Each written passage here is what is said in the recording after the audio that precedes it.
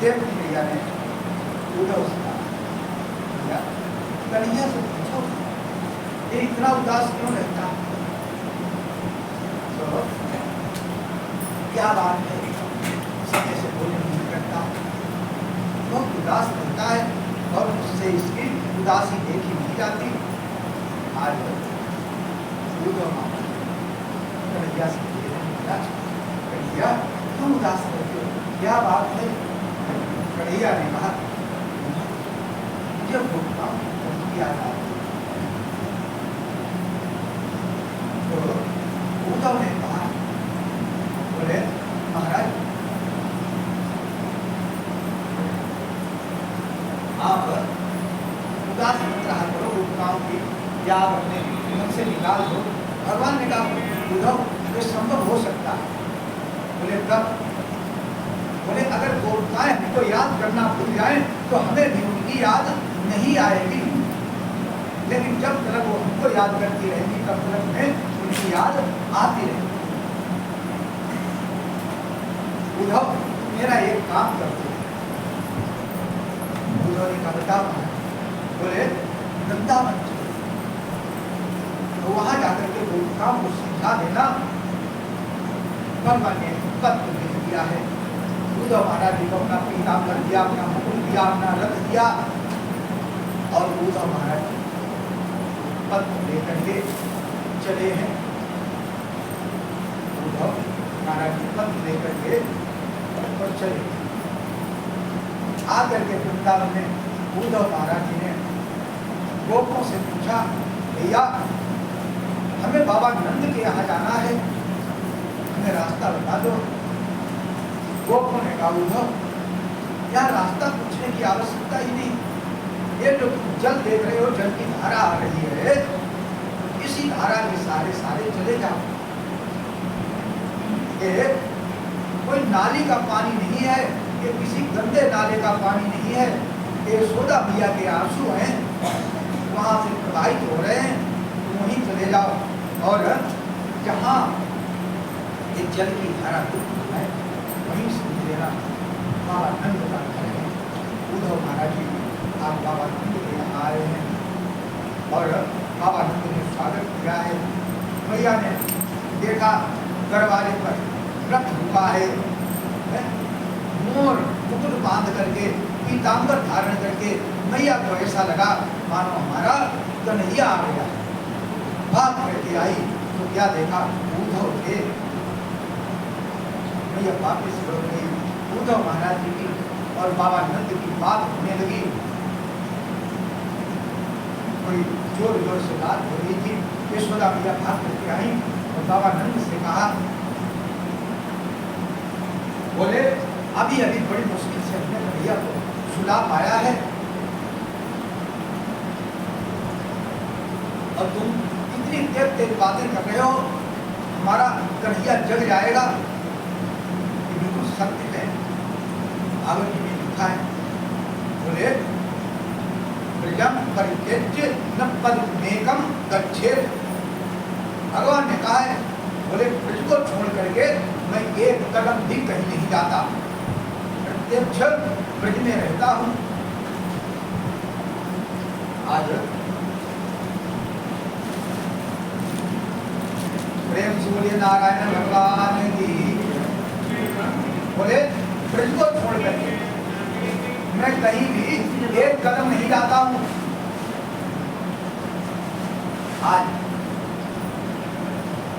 उद्धव महाराज जी ने पूछा कि मैया तो बावली हो गई है, मैया बावली हो गई है। अरे कन्हैया मथुरा में है और ये बता रही कि अभी मैं सुला के आई हूँ। प्रातःकाल रात्रि प्रातःकाल उद्धव महाराज जी जमुना मैया में स्नान करते गए और वही गोपिकाएं जो थी वो जल भरने के लिए गई। सभी गोपिकाएं आपस में बातें कर रही। एक गोपी ने कहा, बहन कल तो कन्हैया ने मुझे परेशान करके रख दिया। अरे मैंने माखन किलो के रख नहीं पाया और कन्हैया आया और उसने माखन लेके भाग। एक गोपी ने कहा, बहन अरे उसने मेरे साथ क्या किया, कल उसने आकर के मेरा बचना छोड़ दिया और जब वो बछड़ा पूरा गाय का दूध पी गया, सभी गोपिकाएं एक दूसरे से कहे, उद्धव ने क्या कहे तो तुम बावली होगी। उद्धव ने गोपिकाओं के पास में पहुंचे और जैसे गोपिकाओं ने देखा, गोपिकाओं ने कहा, अरे तुम भी अक्रूर के साथी हो। एक तो अक्रूर आया था, उसका नाम था आ माने नहीं, क्रूर माने क्रूर, जो दुष्ट नहीं है, लेकिन उसने क्या किया, बोले वो इतना दुष्ट निकला, हमारे कन्हैया को लेके चला गया, उलट करके कन्हैया आया नहीं। अरे तुम भी अक्रूर के साथी हो, अब अंतिम संदेश सुनाओगे, और वो जीवन धन लेकर भागा है, और तुम जीवन लेकर जाओगे।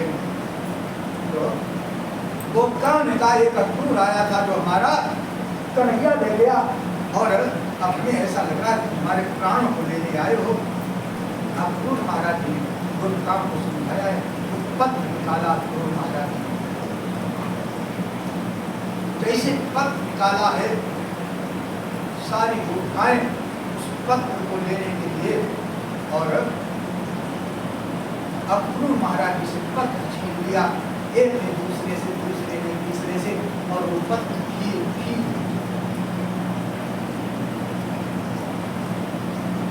बोले, उद्धव सब कार्य अजमाए, उद्धव सब कार्य अजमाए। कार्य होते हैं, उनकी बात ही अलग है। बोले, कोयल के सुत कागा पाले, हंसी हंसी कंठ लगाए, उद्धव सब कार्य अजमाए। और बड़े थे जब उड़ने लागे, उड़ अपने का धाये, उद्धव सब कार्य अजमाए। उद्धव महाराज जी ज्ञान उपदेश करने लगे, और आज उद्धव महाराज जी ने कहा, बाद में क्या, प्रेम ही सार है इस संसार में। ज्ञान जो है वो प्रेम के आगे गौर हो जाता, छोटा बन जाता, प्रेम ही सर्वोपरि है। उद्धव महाराज जी जब मथुरा से वृंदावन आए थे तो ज्ञान की प्रशंसा कर रहे थे। आज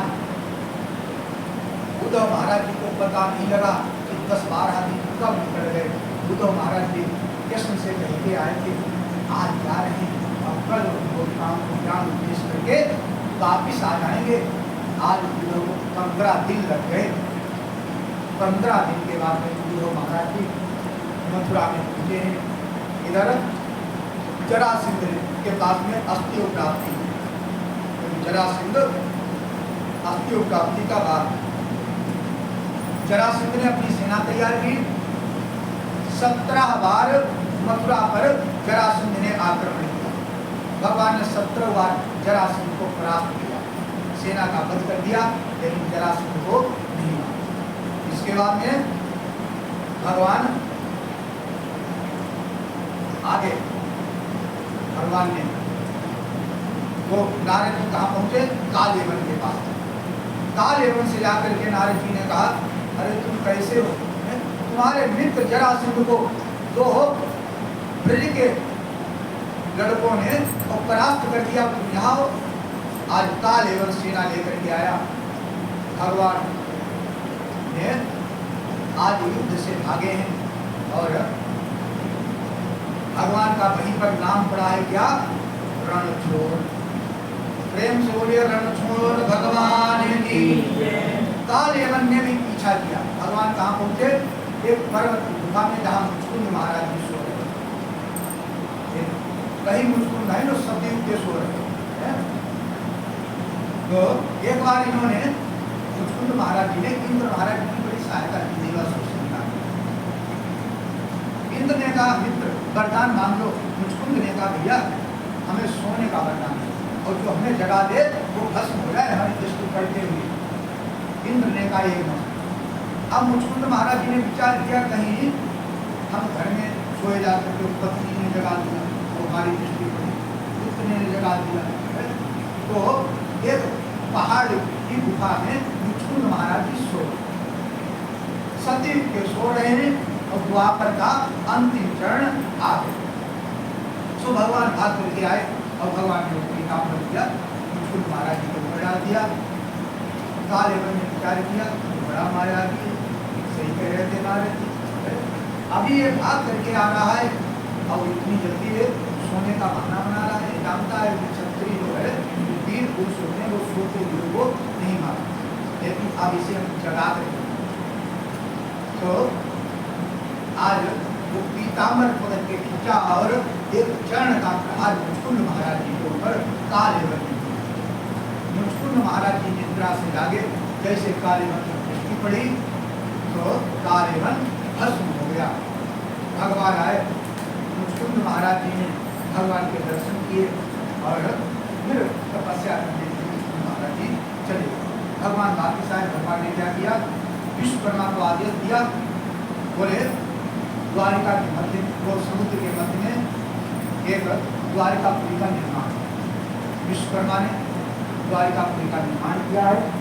भगवान ने जो भी मथुरा से द्वारिकापुरी जाना चाहते उनको भगवान ने योग माया द्वारा सोते ही द्वारिकापुरी में पहुंचाया।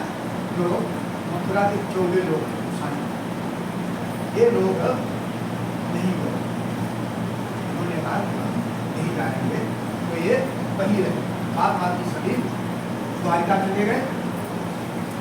अब जरासंध आया तो भगवान ने कहा बलराम से, बलराम आज लोग भागेंगे। बलराम ने कहा काहे कहना है कि भगवान ने कहा बड़ा आनंद है आपके। तो देखो आज भगवान जो है वो युद्ध बुद्धि से आगे। जरासंध ने पीछा, कहाँ पहुंचे, प्रवर्षण पर्वत, जिसपे एक ही रास्ता चढ़ने का है और एक ही रास्ता उतरने का। तो जरासंध ने क्या किया, वहां मसाला लगा करके और आग लगवाया। भगवान ने बलराम महाराज जी से कहा या तो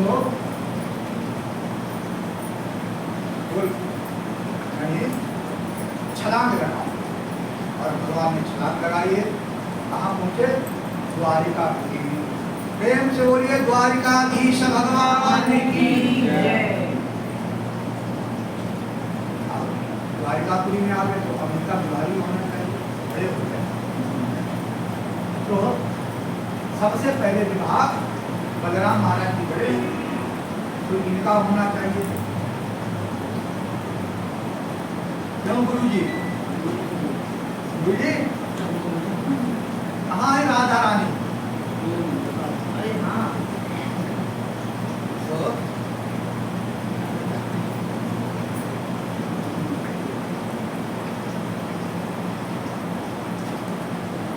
प्रेम से बोलिए नारायण भगवान की। तो बलराम जी का विवाह रेवती के साथ। अनर्थ देश के राजा है रविवर्त महाराज जी।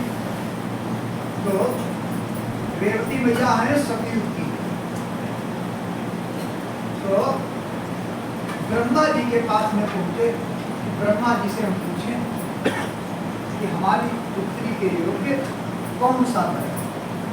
तो वहां उस समय सत्संग चल रहा। तो महाराज वहां बैठे हुए। जब सत्संग समापन हुआ तो रविवर्तक महाराज जी ने ब्रह्मा जी से कहा महाराज हम पुत्री के लिए वर पूछने लगे। ब्रह्मा जी ने कहा तुमने दो। क्यों? बोले तब तक सतयुग बीत गया, त्रेता बीत गया और द्वापर का अंतिम चरण चल रहा है। जाओ अब जा करके तुम बलराम जी के साथ में अपनी पुत्री का विवाह कर। सतयुग में व्यक्ति के शरीर की लंबाई 21 हाथ होती है। उसके बाद में त्रेता आया, त्रेता में 14 हाथ। उसके बाद में द्वापर आया, द्वापर में 7 हाथ। कलयुग में कितनी होगी? 3.5 हाथ। तो बलराम महाराज जी द्वापर के सबसे लंबे थे। तो बलराम महाराज जी के साथ में रेवती मैया का विवाह हुआ, रेवती मैया के साथ। तो आप कहीं भी बलराम और रेवती मैया साथ साथ में नहीं गए। एक द्वारकापुरी में मंदिर है, वहाँ बलराम और रेवती मैया हैं, लेकिन बलराम महाराज जी इधर देख रहे हैं शरण के मारे और रेवती मैया उधर देख रहे हैं, दोनों अलग अलग खड़े। खैर बलराम जी ने अपने हल मूसल के द्वारा थोड़ा बहुत ने दबाया, लेकिन फिर भी वो लंबी रही। तो इसके बाद में बोले प्रेम से बोले नारायण भगवान की। अब कन्हैया का विवाह। तो इनका देखो जन्म हुआ तो चोरी से, नामकरण हुआ तो चोरी से, अब पहला विवाह होने जा रहा है वो भी चोरी से। कुंदनपुर नाम का एक नगर है, वहां के राजा है भीष्म। और भीष्म महाराज जी को एक भी सरोवर में कमल के पुष्प पे एक बालिका प्राप्त हुई है, जिसका नाम रखा है बोले घर में जब पुत्री विवाह के योग्य हो जाती है तो बाप को रात रात नींद नहीं आती। आज भीष्म महाराज जी ने विचार किया हमारी पुत्री जो है कहीं बढ़िया जगह जहाँ इसे कोई कष्ट ना हो, सही घर में जाए। तो मैंने विचार किया द्वारकाधीश के साथ में इसका हम विवाह करते हैं। तो रुक्मिणी ने कहा सुनो, रुक्मिणी का विवाह शिशुपाल के साथ में करेंगे। उसके बल और विक्रम के आगे सुर नर मुनि सब कहलाते हैं। और दिगपाल नपाल सोले ससुरी और उससे चुप करके चलते हैं, क्योंकि रुक्मिणी का साला है शिशुपाल। तो शिशुपाल ने तो रुक्मिणी ने विचार किया हम अपने साले के साथ में इसका विवाह करेंगे। रुक्मिणी का साला है शिशुपाल, भगवान कृष्ण का शिशुपाल हुआ का लड़का।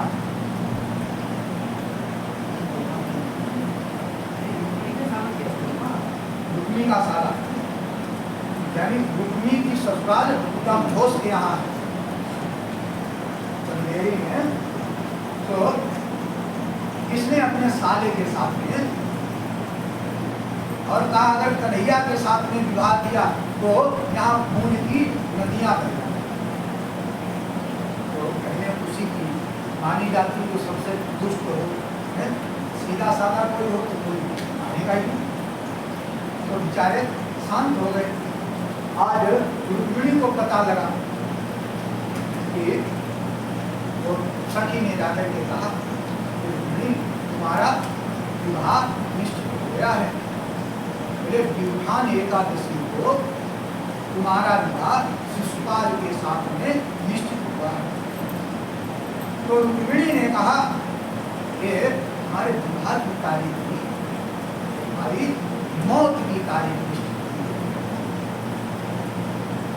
रुक्मिणी ने क्या किया, पूरे नगर में कर्फ्यू लगा दिया, कोई भी अंदर से बाहर नहीं जाएगा, बाहर से अंदर नहीं जाएगा, लेकिन ब्राह्मणों के लिए छूट। एक ब्राह्मण आया आज रुक्मिणी के महल में भिक्षा मांगने के लिए। रुक्मिणी ने ब्राह्मण से विनय की, हे द्विज देव तुम्हारी बेटी हूँ और मेरा सतीत्व रख लीजिएगा।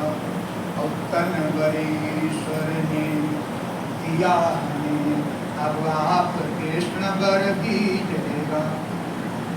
बोले आप में कृष्ण के साथ में वर दे दीजिए।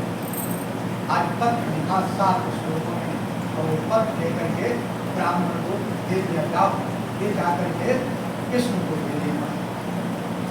उस पत्र में लिखा था कि महाराज आप विचार करते होंगे ये लड़की कैसी बेशर्म है, निर्लज्ज है, जो अपने विवाह की स्वयं बात कर रही है, जबकि विवाह की बात तो घर के बड़े बूढ़े होते हैं। दूसरे श्लोक में लिखा है महाराज आप विचार कर रहे होंगे कि हम ऐसी लड़की के साथ में क्यों विवाह करें जो दहेज लेकर के ना आए। तो महाराज हम दहेज लेकर के जा रहे हैं, तो हमने तुलसी पूजा की है, तो हमने गंगा स्नान किया है, ये पूर्ण जो है वो दहेज के रूप में लेकर के आ रही है, ऐसे भक्ति करके। और अंत में लिखा था इसने कि महाराज एक सिंह की शिकार को श्याम वर्ण कुत्ता जो है वो यज्ञ का भाग चाह रहा है, अगर आप नहीं आए तो हम अपने प्राणों को छोड़ देंगे। आज ब्राह्मण पत्र लेकर के द्वारिकापुरी में तो चल दिया, भगवान यहाँ पहुँचा और भगवान को आज वो तीर्थ पत्रिका जो है पत्रिका ब्राह्मण ने आगे की। भगवान ने देखा, भगवान ने हाथ बोले महाराज आप ही बाँच के सुना। ब्राह्मण ने वो पत्रिका बाँची, भगवान ने कहा बोले कि हे ब्राह्मण देवता ठहर जाओ, अभी हम व्रत तैयार कर रहा हूँ। आज भगवान ने दारू से कहा जाओ व्रत तैयार करके लाओ। दारू व्रत तैयार करके लाया। भगवान ने ब्राह्मण को पहले दिखाया, फिर उसी रथ पर भगवान चले चढ़े और रथ लेकर के दारू जो है वो उन्नत की ओर चला। बलराम जी ने देखा अरे कन्हैया के रथ पे ब्राह्मण बलराम महाराज जी समझे दाल में कुछ काला है और इनका विवाह ऐसे हो जाए, ऐसे होने वाला नहीं। बलराम महाराज जी ने सेना तैयार की और सेना तैयार करके बलराम महाराज जी चले। इधर शिशुपाल ने की तैयारी, तो जैसे शिशुपाल ने वस्त्र पहने हैं सामने छीन मना दिया माता ने बेटा रहने दो, लेकिन शिशुपाल ने कहा भैया ये क्षत्रियों का भी था, ये छीन इन तो ब्राह्मणों के लिए है। आखिर शिशुपाल की बरात चली और रुक्मी ने बढ़िया सा चरवासा। भगवान कृष्ण की बरात आई तो एक वन में बगीचे में चोरी से गई है और भीष्म महाराज जी ने आकर के अगवानी, महाराज जी को पता लगा तो उन्होंने आकर के अगवानी ली। राम से कन्हैया जी ने कहा भैया विवाह करता राम ने कहा सो कैसे, बोले लड़की का पिता अगवानी ले रहा। आज रुक्मिणी जो है वो गौरी पूजन के लिए गई, जाकर के इसने गौरी मैया की पूजा की। जय जय गिरिवर राजेश्वरी, जय महेश मुख चंद्र चकोरी, जय गजबदन सदानन माता और जगत जननी कामिनी दुति गाता। नहीं तब आदि मध्य अवसाना और अमित प्रभाव वेद नहीं जाना। आज गौरी मैया की स्तुति की। उसी समय भगवान आए और भगवान ने रुक्मिणी से कहा बोले अपनी दृष्टि सैनिकों पे ला।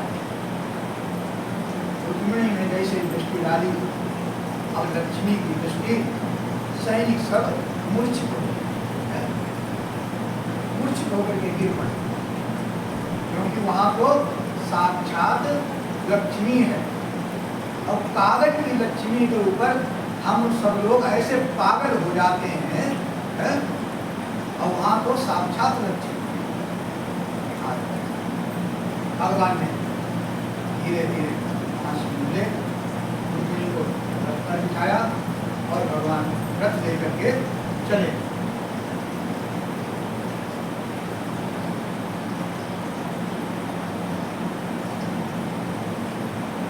जब रथ थोड़ी दूर निकल गया तो सैनिकों की मूर्छा हुई,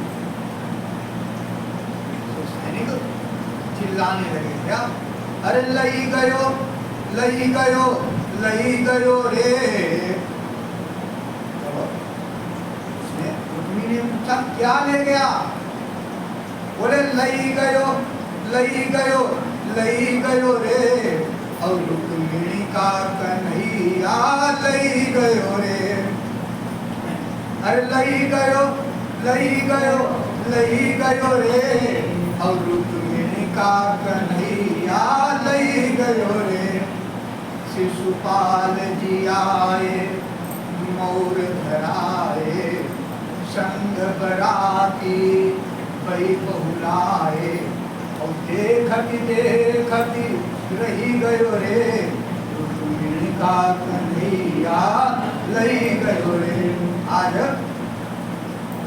उसी समय शिशुपाल इत्यादि ये सब तैयार हुए, तो जरासंध ने कहा भैया रुक जाओ, अरे हम लोग क्यों जाकर के युद्ध करें, ये तो रुक्मिणी का काम है, ये जाकर के कृष्ण को परास्त करे और रुक्मिणी को लाकर के तुम्हारे सामने विवाह करे।